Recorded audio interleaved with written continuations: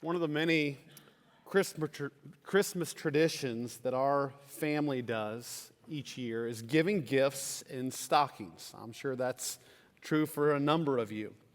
These are often the final gifts on Christmas morning.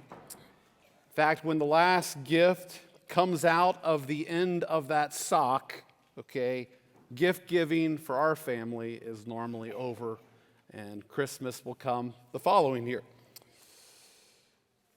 The Gospel of John, chapter 1, is almost like an overstuffed Christmas stocking. It is absolutely filled with glorious gifts and truths from God. Every different verse in that entire chapter is beautiful. This evening, what I'd like to do for just a moment is I'd like to share a beautiful treasure, I believe, at the end of the stocking of John chapter 1. This treasure, I believe, reminds us of really what the glory of the Incarnation actually is. Of course, if you are familiar with the Gospel of John, John opens with what we have titled the prologue, which is the first 18 verses. It's a glorious presentation of Jesus Christ. The Apostle John, after that, begins to bring witnesses to the stand, you could say, to testify to the identity of Jesus Christ. In fact, he brings John the Baptist to the stand. And John the Baptist proclaims in the middle of John 1 that Jesus is the Lamb of God which takes away the sin of the world. Andrew and Philip come to the stand. And what do they call him? They call him the Messiah. But in the final verses of John chapter 1, we're introduced to a guy by the name of Nathanael, a somewhat obscure disciple. Philip, another disciple, introduces Nathanael to Jesus, and Jesus says something very complimentary to this guy, Nathanael. Listen to what it says in verse 47. He says, Jesus saw Nathanael coming toward him, and he said to him, "Behold, an Israelite indeed, in whom there is no deceit." Now, that little phrase that Jesus said, it was really a play on words. Because those of you who know Bible history, you know that Israel had a patriarch by the name of Jacob that had two names. Both of them show up in this little phrase. His initial name, Jacob, means deceiver, twisted, deceit, or guile. But of course, many of you know that God changed Jacob's name to Israel, to be the head of God's chosen nation. Here, basically what Jesus says when he sees Nathanael is this: here is an Israelite in which there is no Jacob. Or maybe a better way of saying it is, look, Israel without a trace of Jacob left in him. Now, Jesus didn't mean when he made these first statements to Nathanael that Nathanael was perfect. Far from it. Nathanael was a man who was a sinner like you and me. However, he was a man who I believe was genuinely seeking God's redemption. He was somewhat of a symbol of what a true Israelite was. He was looking for the coming of God.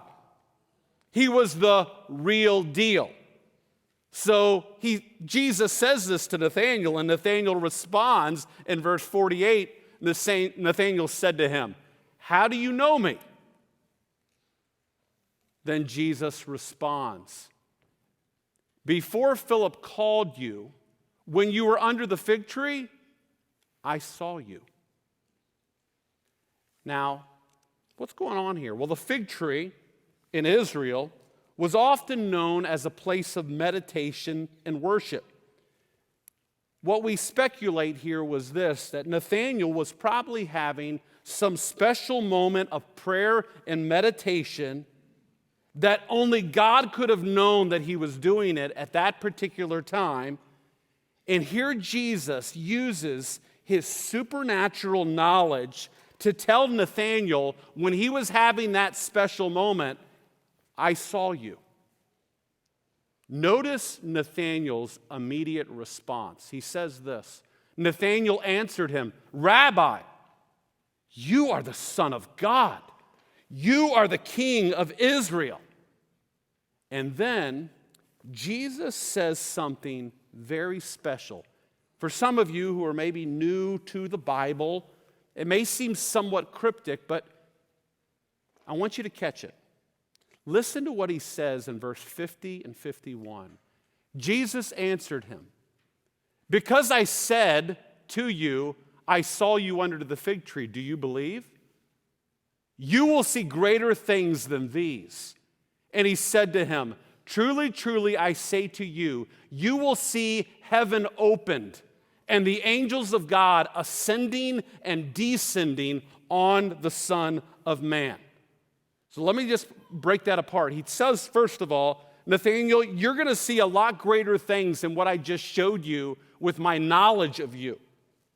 Over the next number of years, this disciple, Nathanael, because this is the beginning of his Jesus' earthly ministry, over the next number of years, these disciples would witness incredible acts by Jesus Christ. My little loose translation of this is Jesus is basically saying this, you ain't seen nothing yet. And then Jesus directs him to a beautiful picture. He says this, you are going to see, Nathanael, over these next few years, the heaven opened and angels ascending and descending on the Son of Man. Now, when Jesus said that, when he used that little terminology, angels ascending and descending, that little picture would have brought to an Israelite's mind an event that happened and someone he had just referred to, the patriarch Jacob. Almost 2,000 years before Jesus is making these statements, not far from where Jesus was talking to Nathanael, the patriarch Jacob had a special moment in which he saw the heavens open and angels ascending and descending. And what you have referred, those of you who went to Sunday school growing up, you heard of the phrase Jacob's what? Jacob's ladder. Really, what I believe it would have looked like, it was probably like some ancient Mesopotamian step temple where they built and there were these steps going up to heaven. And Jacob, 2,000 years before, saw this vision. And when he saw the vision, it says in Genesis chapter 28, there was a meeting, you could say, in this picture between heaven and earth. And who was at the top of the steps when Jacob saw it? It says when Jacob was having this dream and seeing this vision, the Lord was at the top of those steps. He looked up. And I personally believe that that was none other than what we would call a Christophany. It was Jesus Christ at the top of those stairs because he's called the Lord.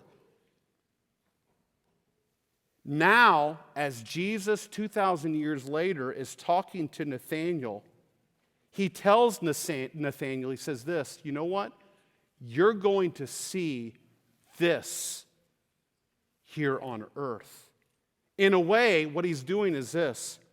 Jesus was telling Nathanael, I am the mediator between earth and heaven.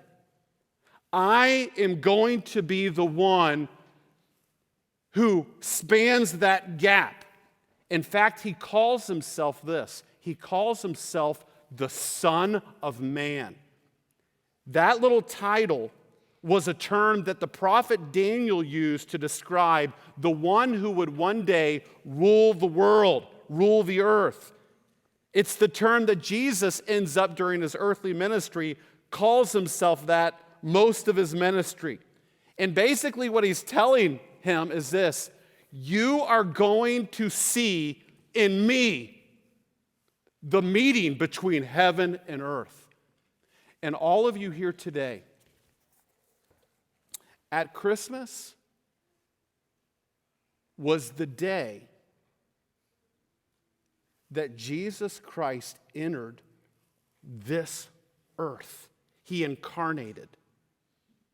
And he was the bridge between earth and heaven. Jacob saw him at the top of the stairs. He's telling Nathanael, buckle your seatbelt. Because over the next 3 years, he didn't know, we know it was about 3.5 years. Over the next 3.5 years, you're going to see greater things than these, and you're going to see really the bridge to heaven. And it was not long later that Jesus said this: I am the way, the truth, and the life. No man gets to the Father but by me. All of you here today, we live in a broken world. But there is a way of escape.